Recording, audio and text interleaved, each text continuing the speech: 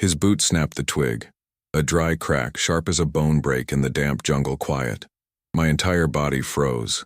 Sweat didn't drip anymore. It just ran in rivers under my fatigues, gluing the fabric to my skin.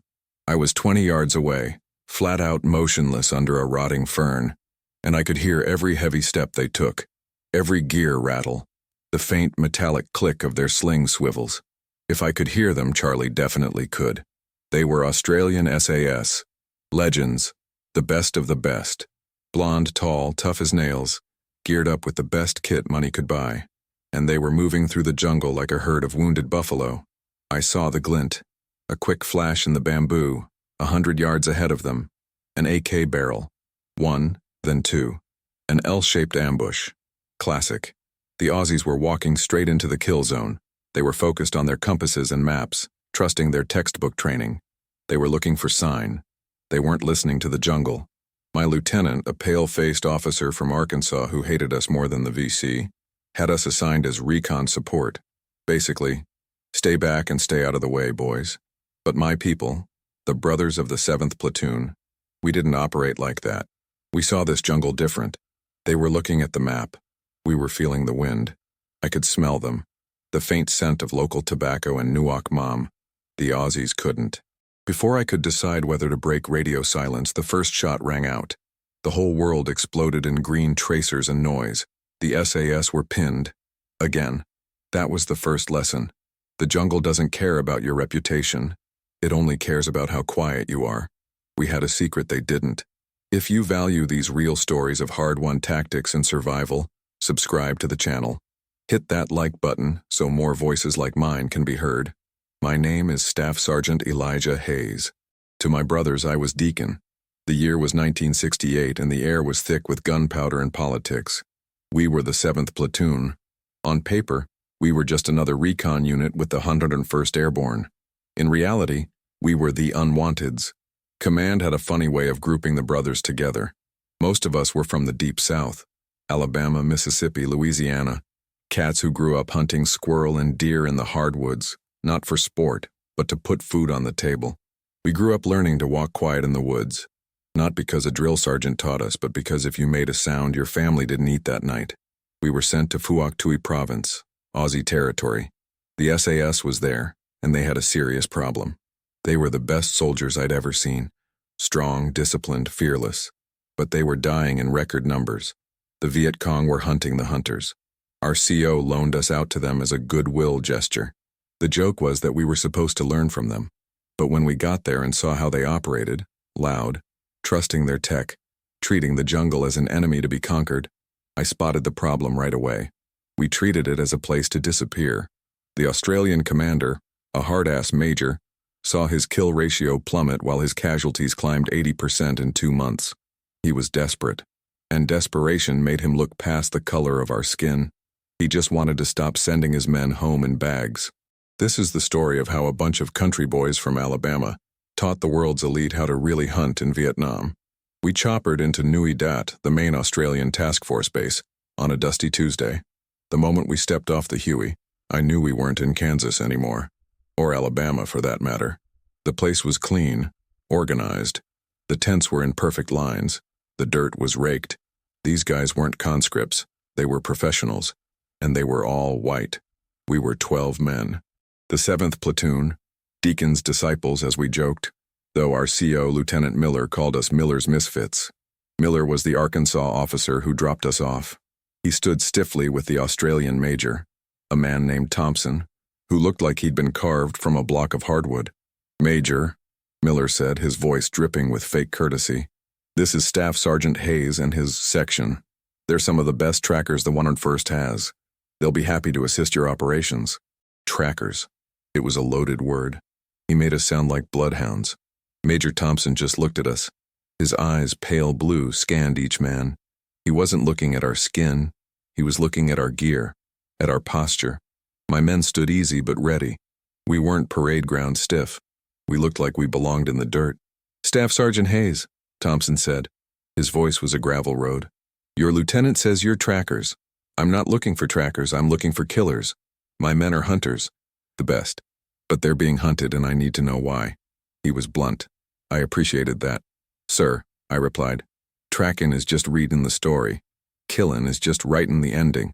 We can do both. A hint of something flickered in his eye. We'll see. You'll attach to 2 Squadron, Lieutenant Shaw's patrol. You will observe. Observe. There it was. We were the students. We were there to watch how the real professionals did it. The SAS troopers themselves were different. They weren't hostile. Not like some of the white units we'd been attached to back with the 101st. They were just detached. They shared their cigarettes, called us Yanks, and showed us their kit. And man, what kit it was. Brand new M16s, customized webbing, silent load pouches, specialized rations. We were carrying M16s that jammed if you looked at them wrong, and canned peaches from 1952. My right-hand man, Corporal T. Roy Pookie Brown, a skinny kid from New Orleans who could smell a VC tunnel from a click away, sized them up. They clean, Deke, he whispered to me, chewing on a matchstick. Too clean. Look at their boots. They polish 'em. He was right. The next morning we went out. 3 of us. Me, Pookie, and Marcus Preach Evans, our medic and our conscience. We were tagged onto Lieutenant Shaw's 8-man patrol. Shaw was a young guy, probably 22, built like a brick shithouse and full of piss and vinegar. Right, he said, map in hand. We're moving to an ORP, observation rendezvous point. Here, 5 clicks northeast.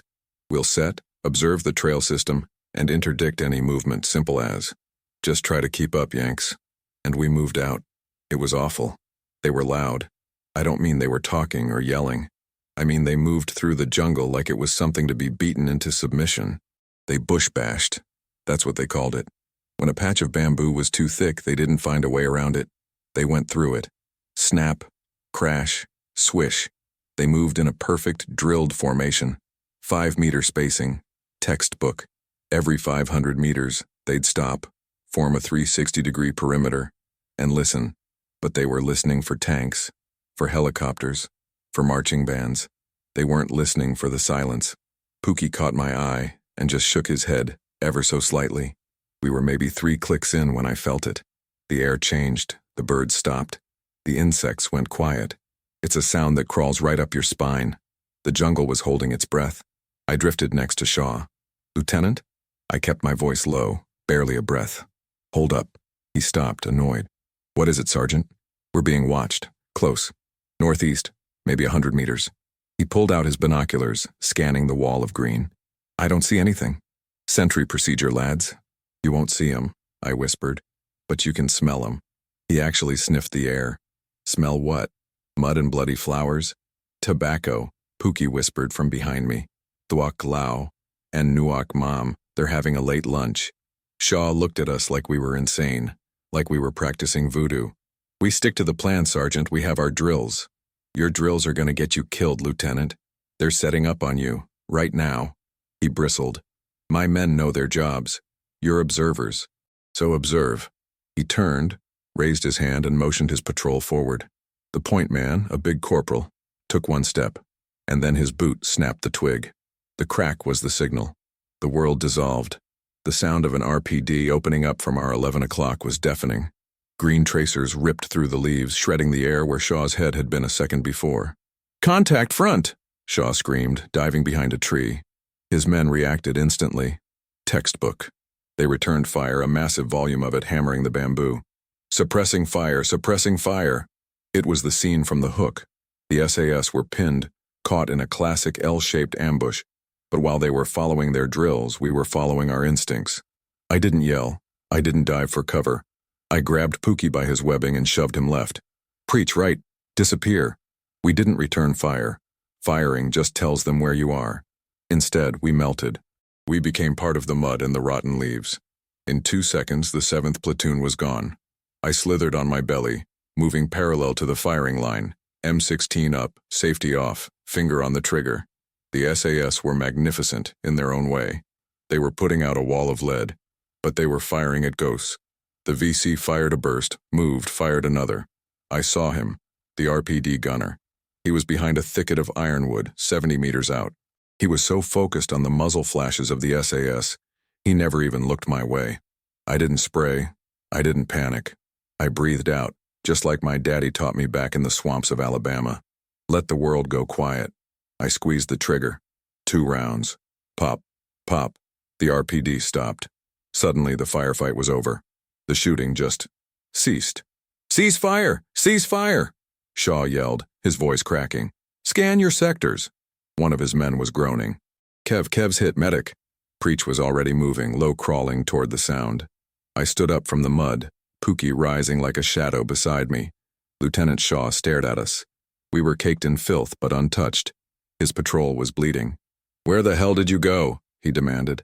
"Flanked him, sir," I said simply, changing my magazine. "You broke perimeter. You broke contact drill." "No, sir," Pookie said, his voice quiet. "We broke the ambush. Drill's what got you in it." The patrol was a mess. Kev, the point man, had taken a round through the thigh. Preach was already applying a tourniquet. Another guy had shrapnel in his neck. They called in a medevac, a dust-off, right there in the jungle. It was the loudest, most chaotic extraction I'd ever seen. Back at Nui Dat, the debrief was tense. Shaw was defensive, telling Major Thompson about the overwhelming VC force. "We were outnumbered, sir," Shaw said. "At least a full platoon." Major Thompson looked at him, then at me. I was standing in the back of the tent, still covered in mud. "Sergeant Hayes, you were there. What did you see?" I stepped forward.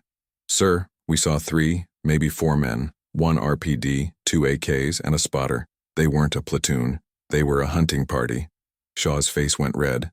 "That's bullshit. They hit you and they vanished, Lieutenant," I said, my voice level. "They made you bleed and they didn't lose a man. We confirmed 1 KIA, the gunner. But they won. They knew where you'd be, they knew how you'd react, and they used your own training against you." The tent went silent. Major Thompson stared at the map, his jaw working. "This is the 3rd patrol this week to be hit," Thompson said to no one in particular. "They always know where we are." "Yes, sir," I said, "because they can hear you coming from a mile away." Thompson locked his eyes on mine. The anger in them was gone, replaced by a cold, desperate calculation. "Explain." "You're not hunting, Major," I said. "You're marching. And you're teaching Charlie all your plays. You move in the day, you're loud, and you follow the book. But Charlie wrote the book for this place. And you think you can write a better one?" He challenged. "No, sir," I said, thinking of my grandfather back home. "But my people, we grew up reading a different book. You want to stop 'em? You gotta hunt 'em. And you can't hunt what you can't see. And you can't see what you can hear." Major Thompson stared at me for a long time. The officer in him wanted to throw me out. But the commander in him, the man who was losing a war, knew I was right. "Lieutenant Shaw," he said, "get your men sorted. Dismissed." Shaw glared at me and stormed out. It was just me and the major. "Tomorrow," Thompson said, "you're not observing. You're teaching. You're taking Shaw's patrol out. And you, Sergeant, are in command. Show me." The next morning was cold for Vietnam. A gray, wet mist hung over the base. Lieutenant Shaw and his 7 remaining men were assembled. Their faces were tight, angry. They looked at me, Pookie, and Preach like we were the ones who'd gotten their buddies hit. "All right, listen up," I said, my voice quiet but carrying in the damp air. "Major Thompson gave me the con. Today we're not using your playbook. We're using mine. First, you're geared up all wrong." A big corporal, the one who'd been on point yesterday before Kev, scoffed. "And what's wrong with our kit, Sergeant?" The way he said my rank, it was an insult. "It's loud," I said, walking right up to him. I tapped his ammo pouch. It rattled. I flicked his rifle sling. The metal swivel clicked against the stock. "Your canteen's half full. I can hear you sloshing from 10 feet away. You're wearing a billboard that says, 'Here I am, shoot me.'" And their faces soured, but I could see the dawning realization. "Pookie," I said, "show 'em." Pookie stepped forward holding a roll of black electrical tape. "Y'all got tape. Use it. Tape your swivels. Tape your canteen caps. Put a rag in your canteen cup so it don't rattle. Pack your rucks tight. Anything that moves, tape it. Anything that clicks, tape it. You should be able to do a full-on jumping jack and not make a sound." I pointed at their feet. "And your boots. Polished. Why? You proud of 'em? You're just shining a flashlight for Charlie. Scuff 'em up, rub 'em in the dirt, and for God's sake change your laces." "Our laces," Shaw said, his voice clipped. "You lace 'em cross-pattern textbook," I said. "When that lace gets wet and muddy, you gotta saw at it with a knife to get your boot off if you're hit. We lace parallel, straight straight across. One cut at the top, the whole boot opens up. Saves you a minute. In this place, a minute is a lifetime. It was a small thing, but it was the first crack in their armor. They'd never thought of it. We move out in 10, I said, and we're moving my way. Get it done. For the next hour, we didn't go anywhere. We just walked around the perimeter of the base, in the scrub. You walk wrong, I told them. You're all heel strikers. You're pounding the earth, sending a signal. Thump, thump, thump. I mimicked their heavy walk. The ground here is like a drum. You gotta walk like a hunter. On the balls of your feet. Roll your foot. Place it. Test it, then put your weight on it. If you feel a twig, move your foot. I had them do it. This team of elite killers, walking in a circle around me like toddlers learning to stand. They were clumsy. Awkward. Their heavy rucks made them top-heavy. You're fighting your gear, Pookie chimed in, his New Orleans drawl cutting through. You gotta wear the jungle, man. Don't fight it. Let it hang on you. Use the leaves as your coat. You're trying to push the jungle out of the way, you gotta ask it to let you pass. Shaw was fuming. This was humiliating. This is a waste of time, Hayes. We're on a clock. We have objectives. Lieutenant, I said, stopping so fast he almost ran into me. Yesterday, your objective was to observe a trail. You didn't even make it. Today, our objective is to disappear. If you can't do that, you can't hunt. And if you can't hunt, you're just meat. His blue eyes blazed, but he shut his mouth. Major Thompson's orders were clear. Good, I said. Now, spacing. Your 5-meter drill is for open country. Here, 5 meters means the guy in front of you can get his throat cut and you won't know it till you trip over his body. We move 15, maybe 20 meters apart, close enough to see, far enough to react. And no talking, I added. Not a whisper. From now on, it's hand signals. We use Pookie's. Pookie showed them his signals. They weren't from any field manual. A fist to the chest, then 2 fingers pointing at his nose meant, I smell him. A hand held flat, palm down, drawn slow across the throat meant, they're close. Get invisible. A closed fist, thumb flicking up and down meant, I hear 'em, but they're not us. Moving heavy. It was the language of the Bama woods adapted for Nam. Finally, we moved out.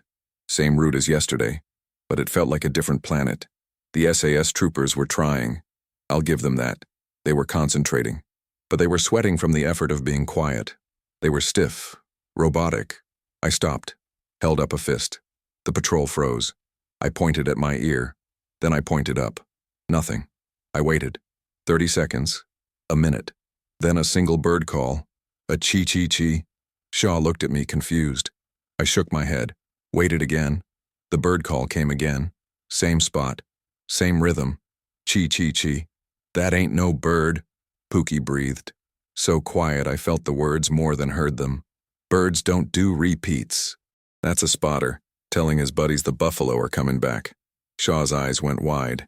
He'd heard that same call dozens of times. He just thought it was a bird. I made the hand signal. Hand across the throat. Get invisible. In one motion, 12 men dissolved. We didn't dive. We just sank. Into the ferns, behind the trunks, into the mud. And we waited. We lay there for an hour. My muscles screamed. Ants were crawling into my fatigues. The humidity was a physical weight. One of the Aussies, the big corporal, shifted. The slightest rustle of nylon, chee-chee-chee, closer now. The VC spotter was moving, trying to see why the buffalo had stopped. I saw him. A flash of black. A kid, no older than 16, in black pajamas carrying an SKS. He was moving exactly where we would have been walking if we'd kept going. He was sloppy, confident. He thought we were still crashing through the woods. He passed Pookie's position, not 5 feet away. Pookie didn't move. He didn't breathe. He was just a lump of mud and leaves. The kid stopped. He looked around, confused. The trail was empty. He made the bird call again, this time with a questioning lilt. Chee-chee-chee. He turned back. He was walking right at me.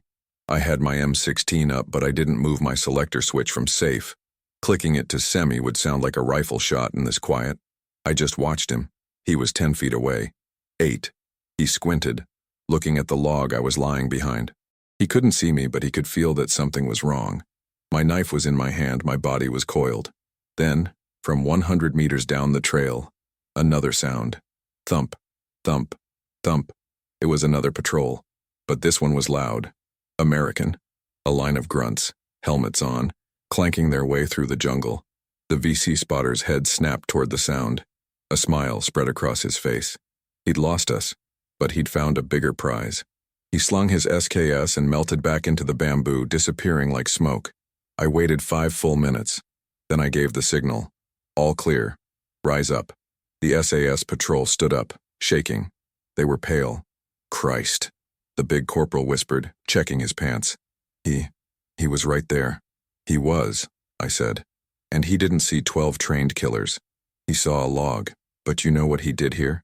They all knew. That other patrol, they're walking right into it, Shaw said. He was already clicking his radio handset. Don't, I said, putting my hand on his. You key that mic. You tell every VC in this valley where we are too. And you'll get them killed faster. They're too far away and they're too loud. They're on their own. It was a cold, hard truth. Shaw hated it, but he knew I was right. We didn't go any further. I motioned for a return to base. The walk back was different. The SAS troopers were different. They were listening. They were placing their feet. They were trying to be ghosts. They'd had their first lesson. We got back to Nui Dot 7 hours later. We hadn't fired a shot. We hadn't completed our objective. Major Thompson was waiting. Report, Sergeant. Patrol made contact, I said. Shaw looked surprised. Sergeant?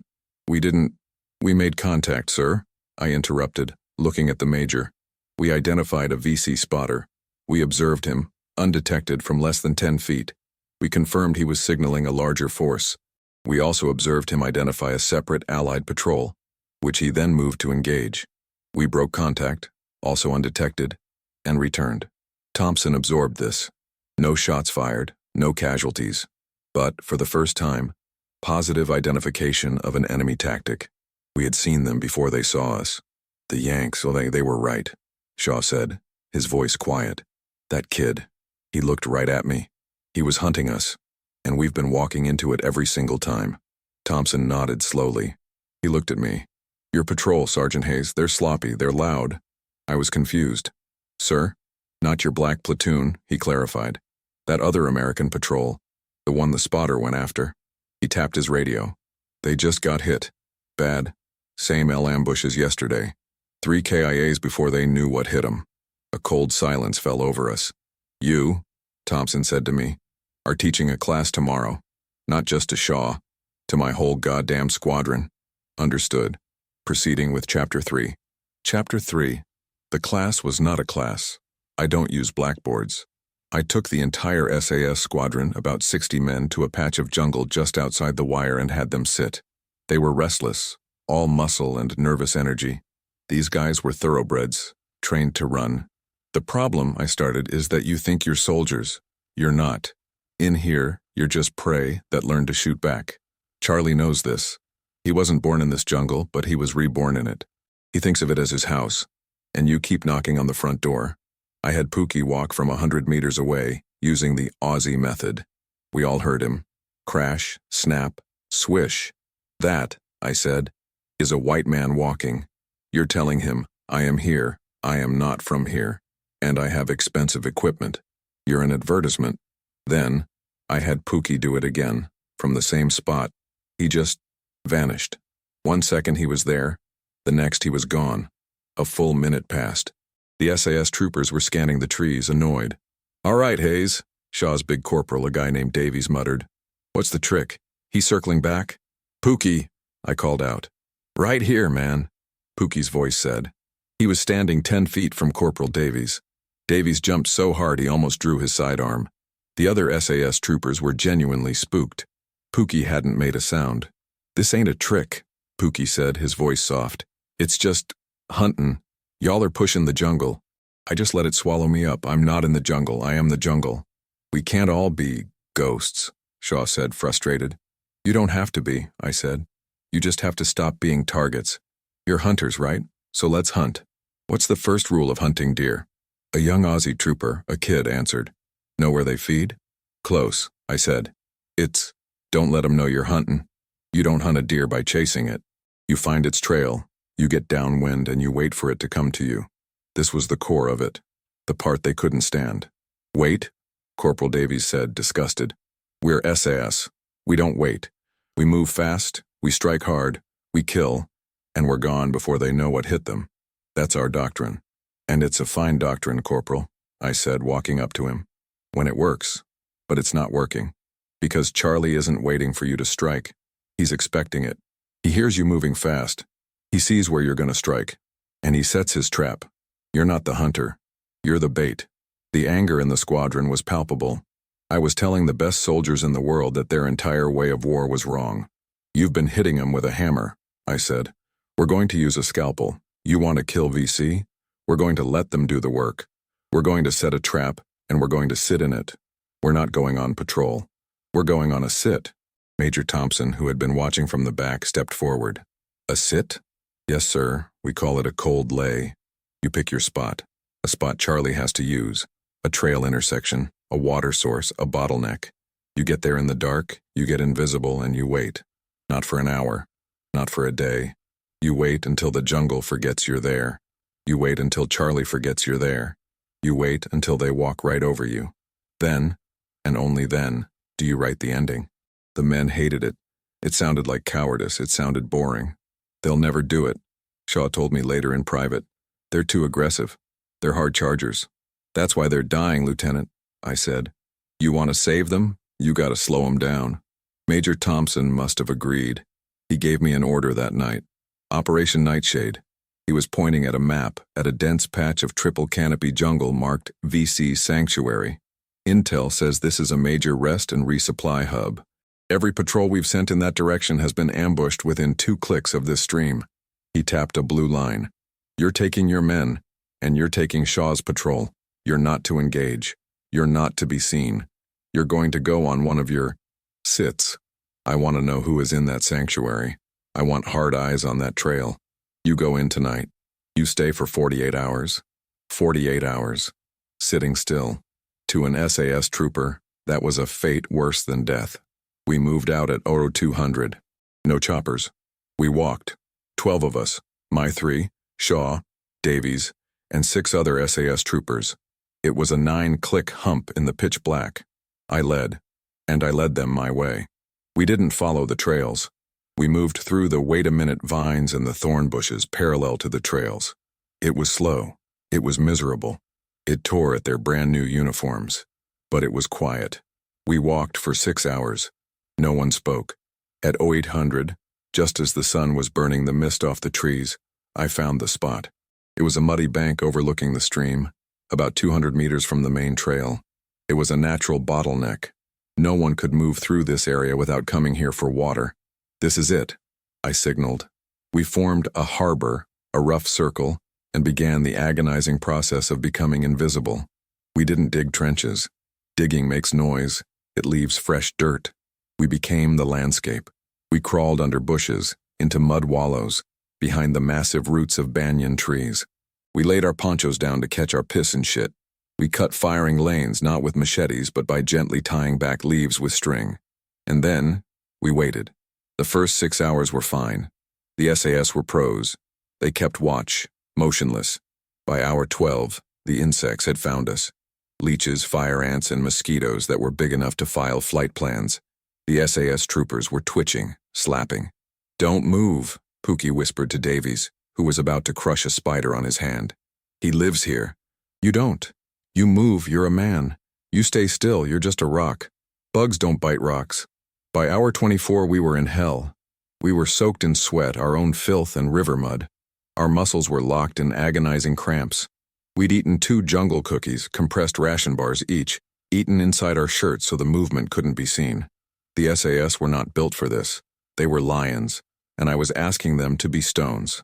This is insane, Hayes, Davies whispered, his voice cracking with fatigue. There's nothing here, we're wasting our time. We could have run 3 patrols by now. Shut up, I breathed back. You're still thinking like a hammer, listen. He listened. I don't hear anything. Exactly, I said. The jungle is back to normal. The birds are back. The monkeys are moving. They think we're gone. We're not visitors anymore. We're just furniture. It was on hour 36 that it happened. Pookie, who was on watch, slowly raised one finger. That was the signal. Movement. Not us. My heart didn't pound. It just went cold. I slowly, Raised my binoculars. At first I saw nothing. Just the green wall. Then a piece of the wall moved. A man in black pajamas. Then another. And another. It wasn't a patrol. It was a column. A full-strength VC platoon. At least 30 men. They were moving casually. AKs slung. Smoking. They were laughing. They walked right down the trail and into the stream clearing. Not 100 meters from us. I could see the blood drain from Shaw's face. Davies was gripping his M16, his knuckles white. This was the force that had been hunting them, and we were sitting right in the middle of them. Davies started to shift his weight, bringing his rifle up. He was going to open fire. It was instinct, contact, superior numbers, break contact with firepower.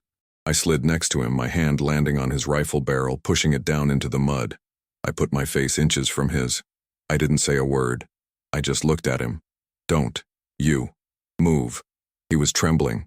He wanted to fight. He was an SAS warrior. And then, he appeared. The VC platoon parted. An older man, wearing a crisp green-gray North Vietnamese Army NVA uniform, walked to the stream. He had a pistol in a leather holster and 2 bodyguards. He knelt by the stream, cupped his hands, and drank. Pookie just breathed one word next to my ear. General. It wasn't a general, but it was a high-ranking NVA officer. A prize. The kind of man who plans the ambushes. The reason the SAS were dying. And he was 10 feet from the VC platoon, drinking from the stream, completely exposed. Davies saw him. He saw the target. He looked at me, his eyes wide. Now? I shook my head. No. Davies's face contorted in disbelief. What? He's right there. I just shook my head again. I pointed at the 30 VC. Then at our 12, suicide. The NVA officer finished drinking, stood up, and barked an order. The platoon formed up and moved out, disappearing down the trail. In 5 minutes, they were gone. It was like they were never there. We sat for another full hour, in absolute agonizing silence. When I finally gave the signal to stand to, Corporal Davies grabbed the front of my shirt. He was shaking with rage. What the hell was that? He hissed, his face purple. We had him. He was right there. We could have ended this whole thing. And been dead in 30 seconds, I hissed back, pushing him off. You'd have gotten him, and his 30 men would have gotten us. You'd have traded 12 elite soldiers for 1 officer. That's a bad trade, Corporal. So what? Shaw said, his voice shaky. We just let them go? What was the point of all this? I looked at them. They still didn't get it. The point? I said, pulling out my own map and a grease pencil. The point is we now know everything. We know their route, we know their timing. We know they move a full platoon as security for 1 officer. We know they're comfortable, they're loud, and they're not expecting us. I drew a circle around the stream. They own this stream. It's their safe space. I looked at Shaw, then at Davies. You're right, Corporal. We could have hit them today, but we're not here to trade. We're here to win. And next time, we're not just going to kill that officer. We're going to take all of them. The lesson was over. The hunt was about to begin. We got back to Nui Dat looking like creatures from a swamp. We hadn't just been in the jungle for 2 days. We'd been part of it. Major Thompson took one look at us, smelled us from 10 feet away, and ushered us into the briefing tent. Report, Sergeant, he said. And this time, there was no challenge in his voice, just hunger. I laid it out. The 30-man platoon, the NVA officer, the route, the exact timing. They hit the stream at 14 wires almost to the minute. They're sloppy because they think it's safe. They're ours, sir. We can take the whole platoon. Thompson looked at the map. A 30-man unit. Dug in. That's a company-level operation, Hayes. That's air support mortars. No, sir, I cut in. That's how we fight. That's a hammer. They'll hear the choppers from 5 clicks out. By the time we land, they'll be gone, leaving a dozen booby traps for us. We do this my way. Quiet. We hit 'em with a scalpel. A scalpel against 30 men? With 12? Yes, sir. But not just my 12. I need your 12. Shaw's patrol plus 4 more. I need 24 men. But they gotta be 24 ghosts. I laid out the plan. It was simple. It was terrifying. It wasn't an ambush. It was an annihilation. We're not hitting them on the trail, I explained, drawing on the map. That's an L ambush. They're trained to counter that. They'll go to ground and flank us. We're hitting them at the stream when they're relaxed, when they're bunched up, drinking, filling canteens. when their weapons are slung. We're going to set up a U-shaped kill zone, a cold kill. We don't use 24 men to fight. We use 24 men to execute. The plan was this. We'd insert in 2 teams. 12 men, led by me, would repeat the 48-hour sit. We'd go in, get invisible, and just become rocks again. The second 12-man team, led by Shaw, would move in 24 hours later, taking up the opposite side of the U. We'd all be in place a full day before the VC were scheduled to arrive. And, I said, looking at the SAS troopers, here's the hard part, the hardest part. No one fires. Not until I do. I don't care if a VC steps on your hand. I don't care if one stands right in front of you. You don't move. You don't breathe. We wait until the entire platoon, all 30 of them, are in the kill box. That's madness, Davies said, his voice low. If one of us is spotted, we're all butchered. You won't be spotted, Pookie said. Not if you're a rock. Rocks don't get spotted. We wait till they're all in, I continued. Then I initiate. But we're not firing full auto. You're SAS. You're marksmen. You're not grunts. Each of you will have a designated target before the first shot. 2 rounds, center mass. 24 men. 48 rounds. In 3 seconds, half their force is down before they even know they're at war. Thompson stared at the plan.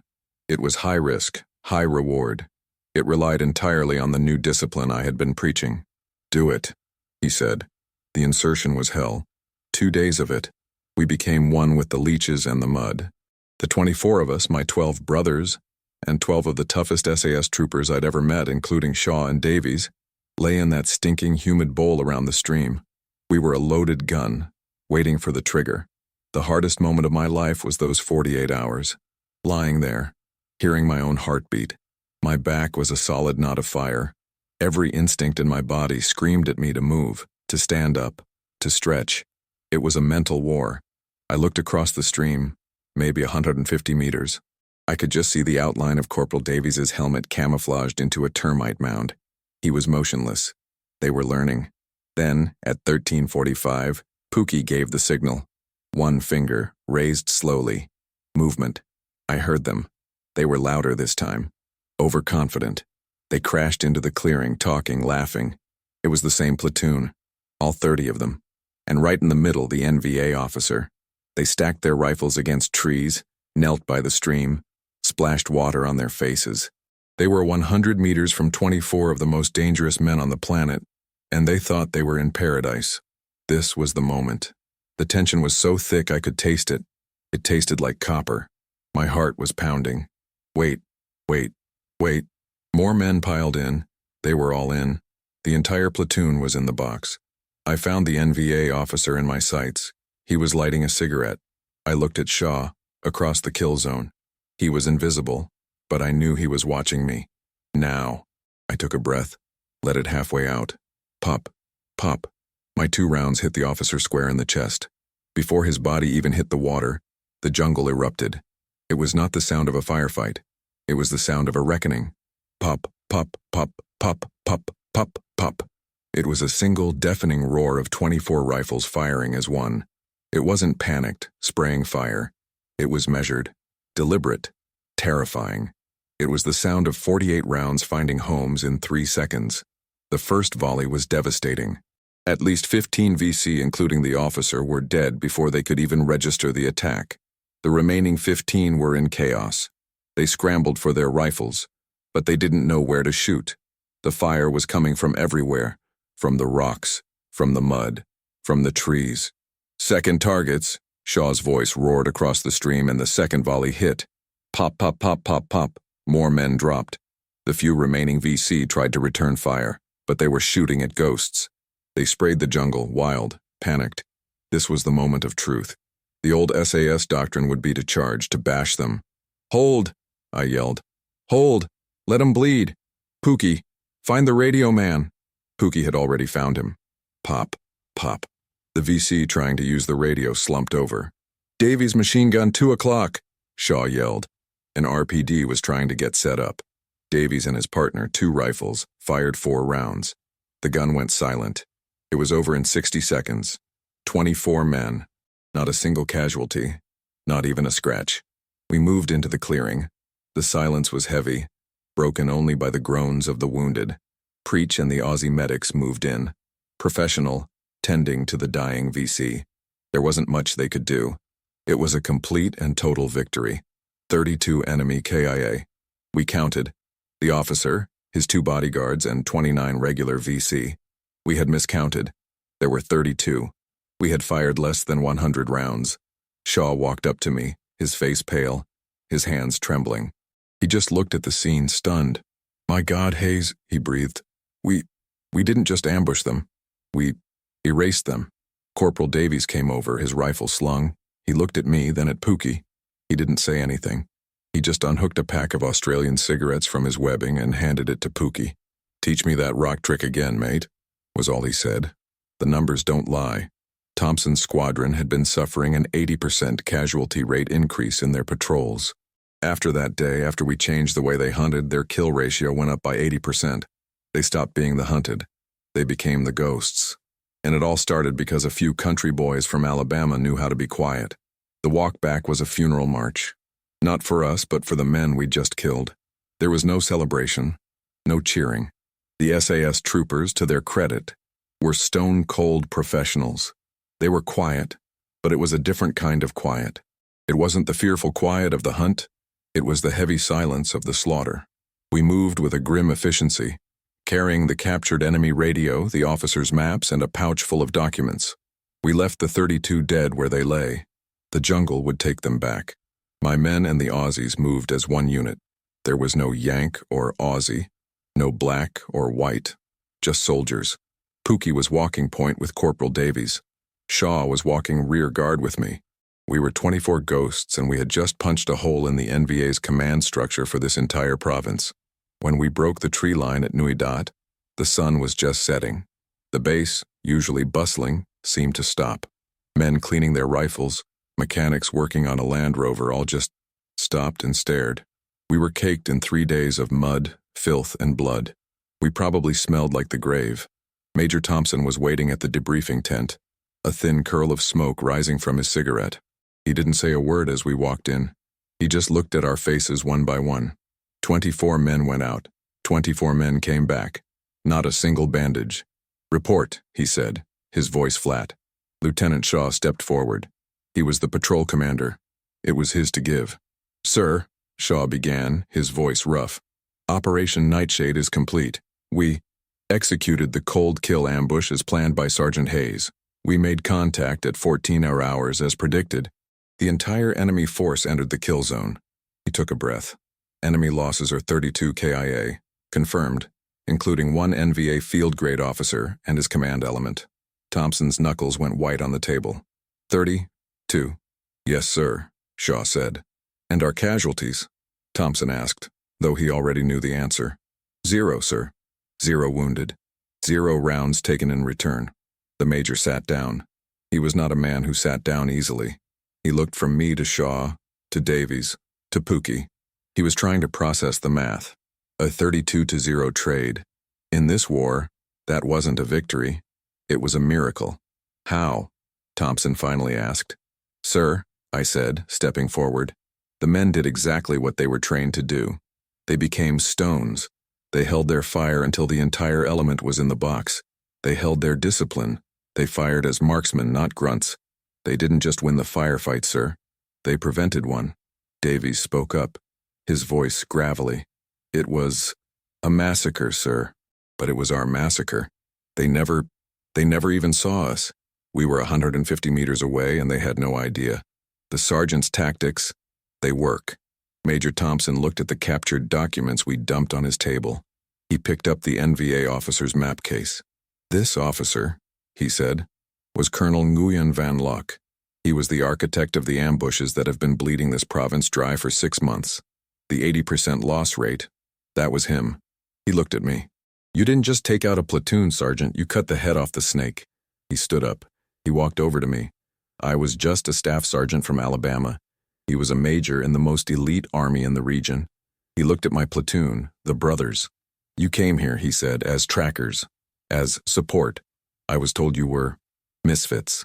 My apologies, Sergeant Hayes. That was a failure of my own intelligence." He turned to his own men, the SAS. For 2 months we have been fighting a war of attrition. And losing.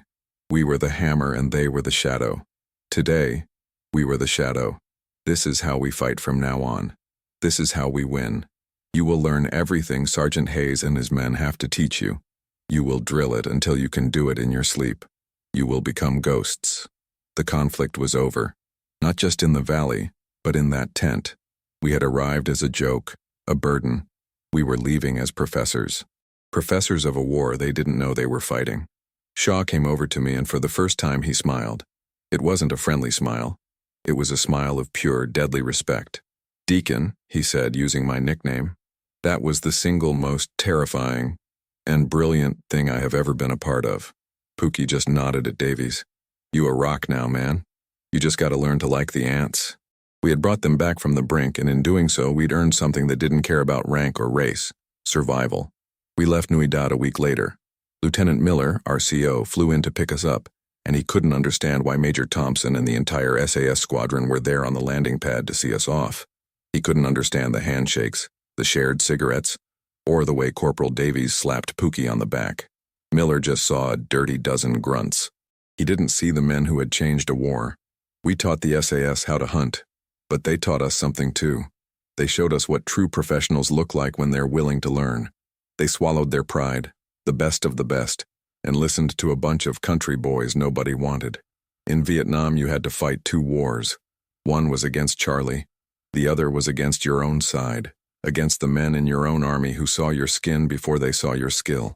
With the SAS, for a few short weeks, we only had to fight one. War is a terrible, dirty business. But sometimes in the middle of all that mud and blood, you find a moment of pure, honest truth. And the truth we found was simple. The jungle doesn't care if you're black or white. It only respects one thing: the man who knows how to be quiet.